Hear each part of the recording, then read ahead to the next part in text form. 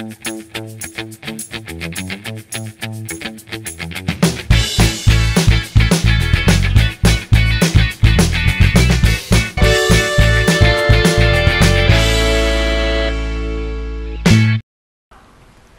adik-adik, gimana kabarnya? Ketemu lagi ya di sekolah minggu secara online. Ya, kita akan pujikan, kami puji dengan Ria.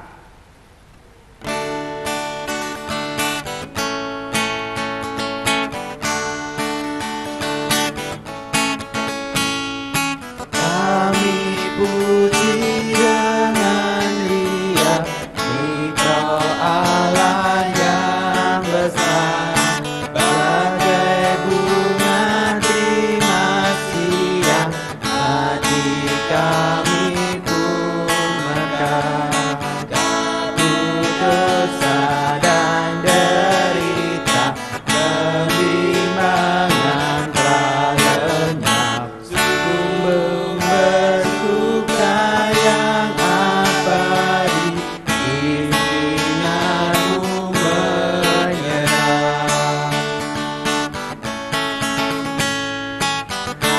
Dipuji dengan Dia, Engkau Allah yang besar, bagai bunga terima siang, hati kami pun megah.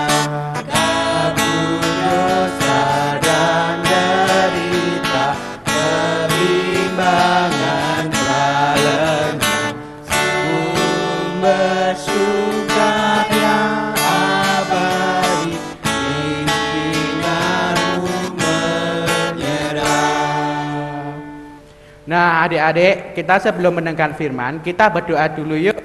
Satu lipat tangan, dua tutup kepala, tiga tutup mata, empat kita berdoa.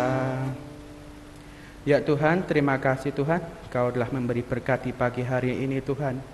Dan sebentar lagi anak-anak-Mu akan mendengarkan firman dari pembawa firman kami Tuhan. Dan kiranya Tuhan lancarkan. Haleluya, amin.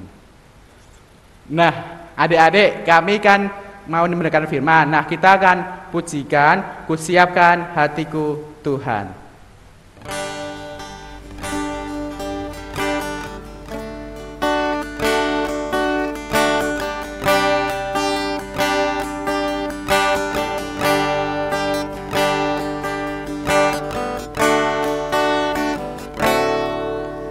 Kusiapkan hatiku Tuhan, untuk dengar firman-Mu saat ini.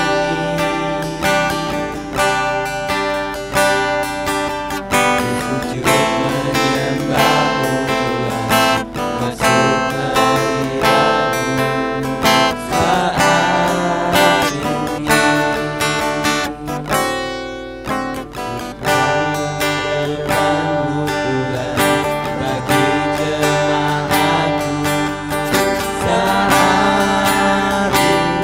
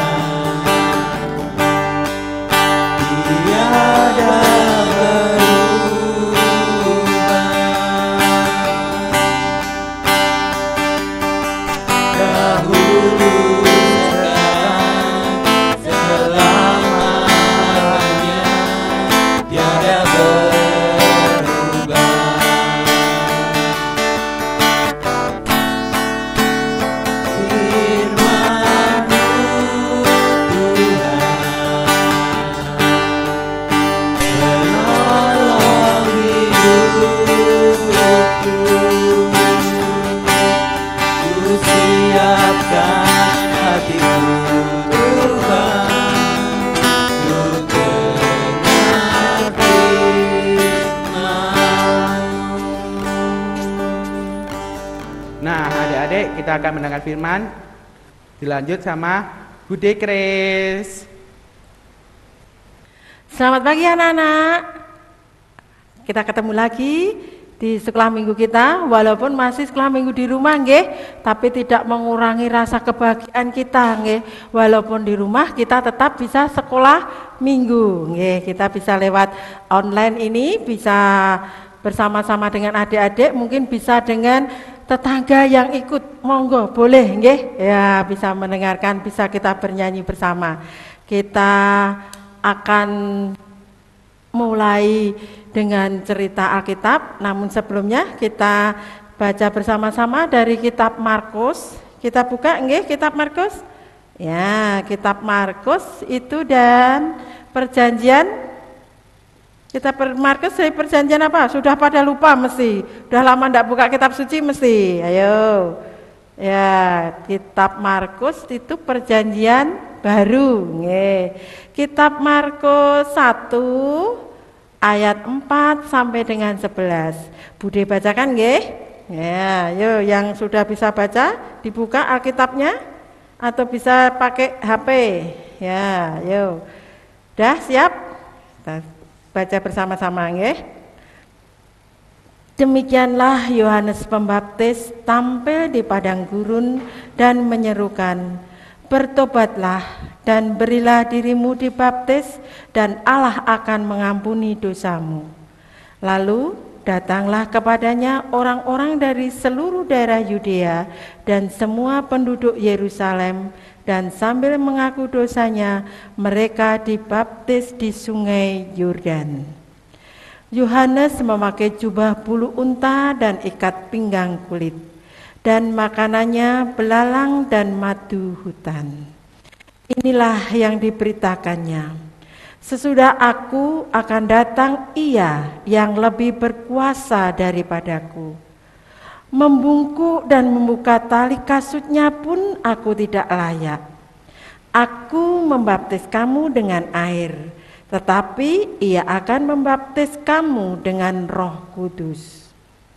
Pada waktu itu datanglah Yesus dari Nazaret di tanah Galilea, dan Ia dibaptis di sungai Yordan oleh Yohanes. Pada saat Ia keluar dari air, Ia melihat langit terkoyak dan roh seperti burung merpati turun ke atasnya. Lalu terdengarlah suara dari surga, "Engkaulah anakku yang kukasihi, kepadamulah aku berkenan." Nah, anak-anak, itu tadi firman Tuhan yang akan kita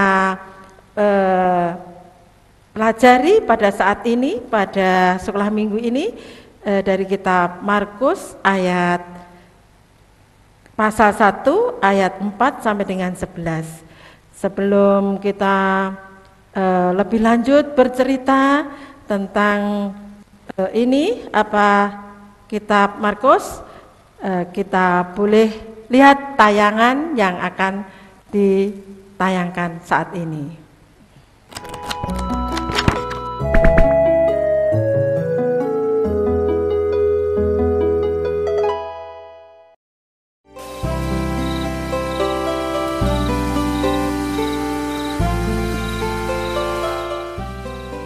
Ulat yang sombong.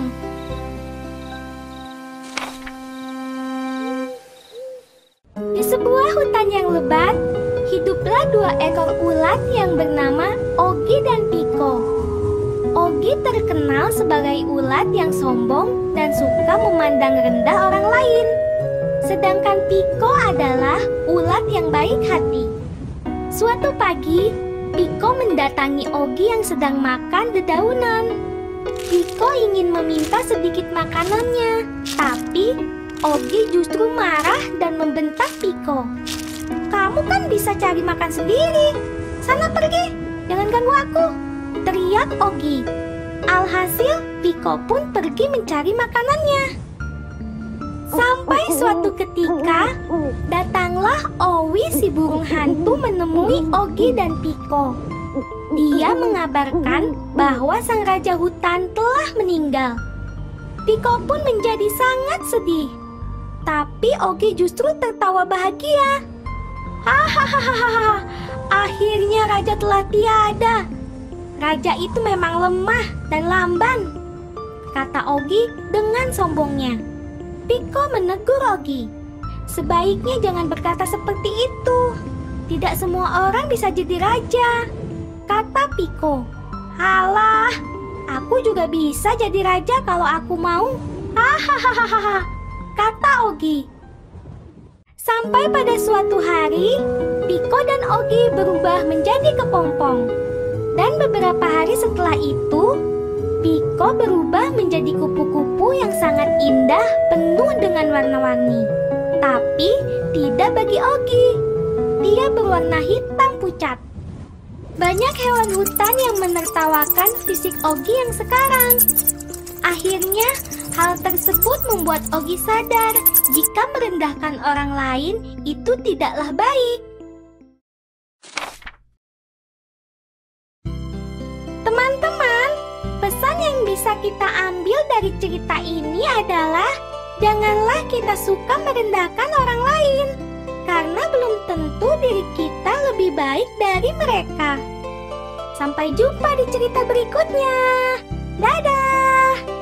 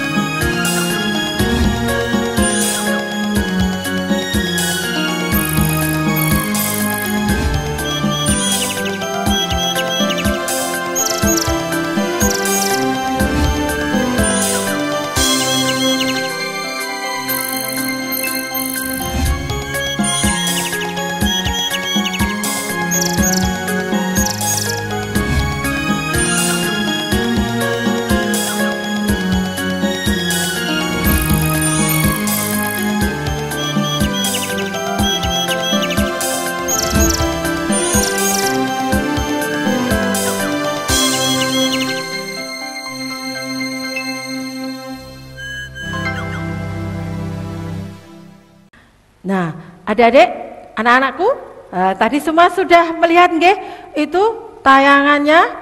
Apa tadi itu adik-adik? Itu tadi adalah seekor ulat. Judulnya ulat yang sombong nggih adik-adik.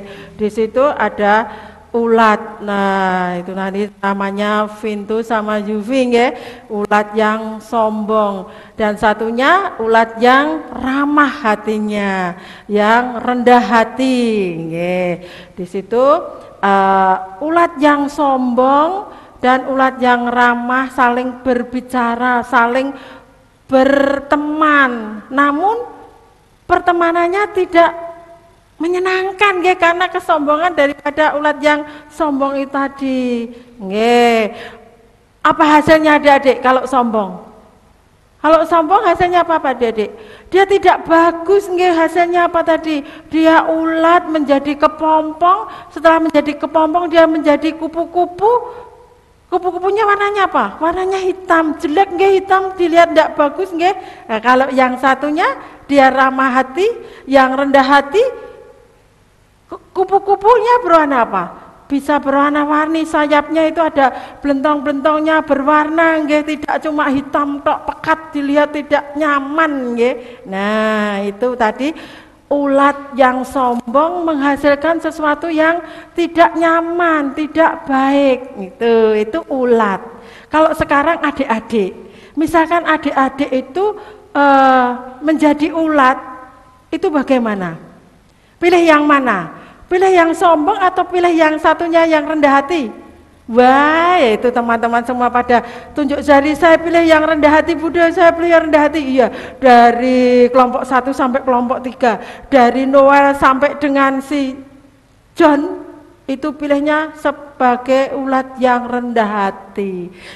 Itu harus nggih. Karena apa? Adik-adik, anak-anak daripada Tuhan Yesus nggih, anak-anak sekolah minggu GKJ Welar nggih, semuanya menjadi ulat yang rendah hati, yang tidak sombong. Contohnya tidak sombong gimana adik-adik? Ndak suka pamer, aku pinter-pinter dewe, ndak. Nggih, kalau pinter gitar, seperti siapa yang sekolah minggu yang pinter gitar? Nah, temannya diajari, ora dipek dewe pinter, ora sombong, pa iso, nggih, ndak boleh. Belajar ke sama temannya. Seperti siapa lagi yang pinter apa? Bisa apa? Bisa main keyboard. Siapa yang sudah bisa main keyboard sekolah minggu? Belum ada? Ya besok belajar sama Mas Pupung atau sama Mas siapa? Mas Marcel nggih, atau sama Pak Paulus ya nggih, bisa belajar. Pasti bisa nggih. Jadi dengan kerendahan hati kita akan menjadi yang baik, tidak seperti ulat yang sombong. Nah, kenapa adik-adik harus bisa rendah hati? Kita ada teladannya loh. Dibaca di kitab tadi, di kitab Markus, teladan kita apa adik-adik? Teladan kita ada si Yohanes Pembaptis. Dia walaupun di sungai Yordan pada saat membaptis, dia pada saat itu memberitakan tentang baptisan dan pertobatan. Banyak yang datang untuk dibaptis, untuk minta dibaptis oleh Yohanes. Namun apa adik-adik? Yohanes apa sombong? Wah, ini karena saya bisa, karena saya terpilih, saya bisa membaptis banyak orang. Tidak. Dengan rendah hatinya Yohanes mengatakan bahwasanya pada saatnya nanti akan datang seorang sosok yang lebih daripada aku. Dia akan membaptis engkau dengan Roh, tidak dengan air seperti pada saat Yohanes membaptis di sungai Yordan. Nah, itu tadi kerendahan hati daripada si Yohanes.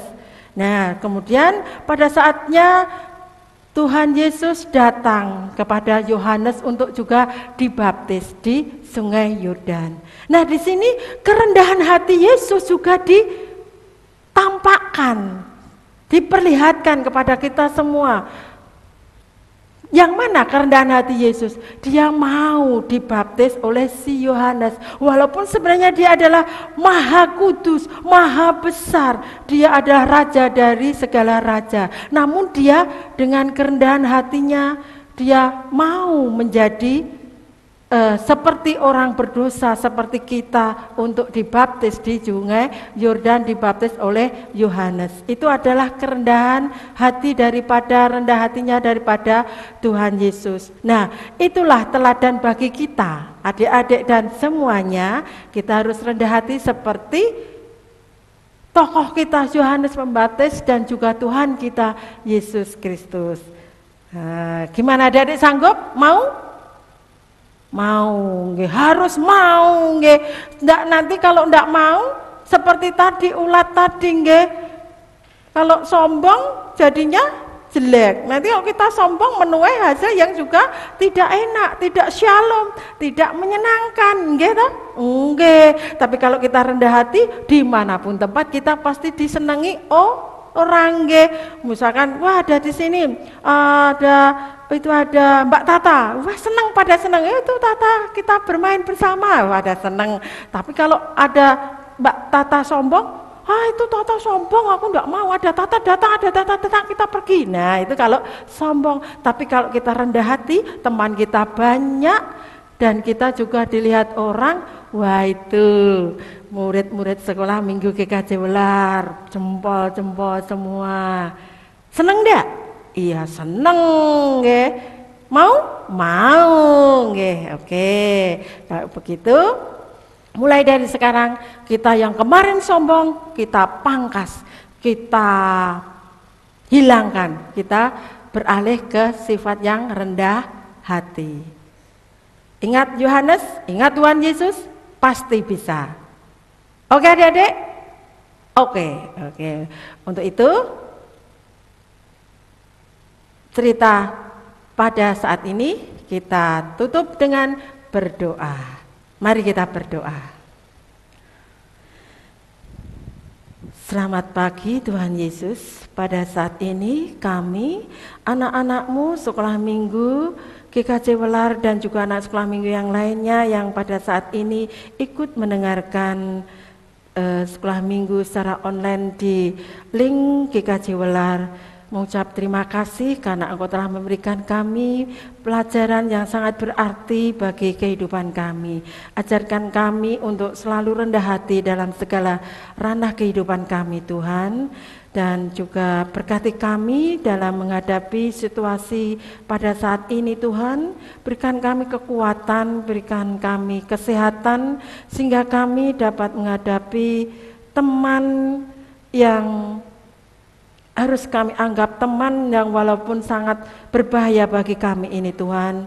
Virus COVID-19 yang begitu mengganas ini Tuhan, kiranya Engkau sendiri yang meredakan dan Engkau sendiri yang berkuasa atasnya, sehingga kami terbebas dan kami terjauhkan dari yang tidak Engkau kehendaki. Tuhan, banyak sekali terselip kami dalam bersekolah minggu ini, kiranya juga Tuhan ampunkan. Dan juga Tuhan, kami akan melanjutkan aktivitas kami di alam terbuka di dunia ini Tuhan. Kiranya Engkau juga selalu melindungi dan menjagai kami, sehingga kami hanya dalam rengkuh tangan-Mu, dalam kuasa tangan-Mu Tuhan. Terima kasih Tuhan. Kami telah berdoa dan mengucap syukur kepadamu. Terpujilah Engkau sekarang dan selama-lamanya. Amin. Amin adik-adik. Nggih, kita lanjutkan tadi kegiatan sekolah minggu kita.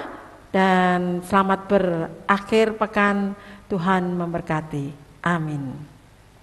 Nah adik-adik gimana? Udah mendengarkan firman Tuhan? Gimana ceritanya, bagus? Nah, kita akan persembahan. Nah, kita siapkan amplop. Nah, kalau ada kakak-kakak yang mau ke sana diberikan sama kakak-kakaknya ya, biar dibawa ke gereja.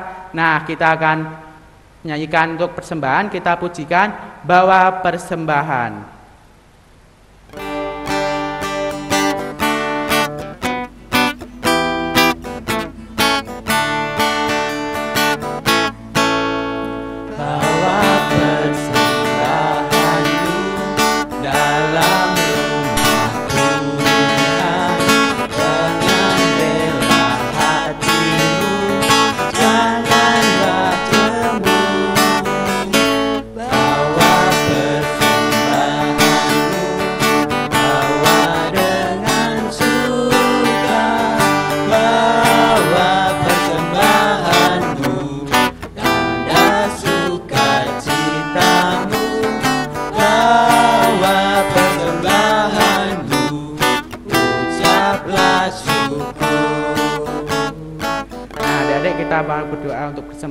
Mari.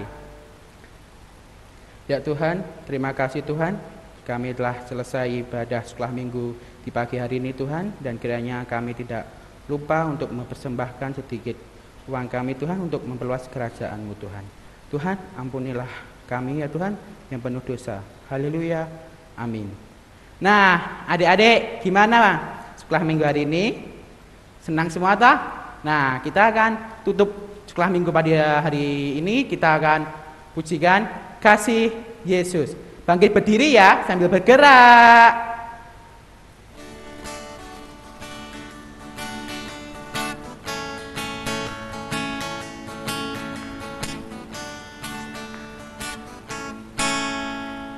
Kasih Yesus manis dan indah, kasih Yesus manis dan indah, kasih Yesus manis dan indah, oh oh sungguh indah. Amat tinggi takkan teratasi, amat dalam takkan terselami, amat lebar takkan terkelilingi, oh oh sungguh indah.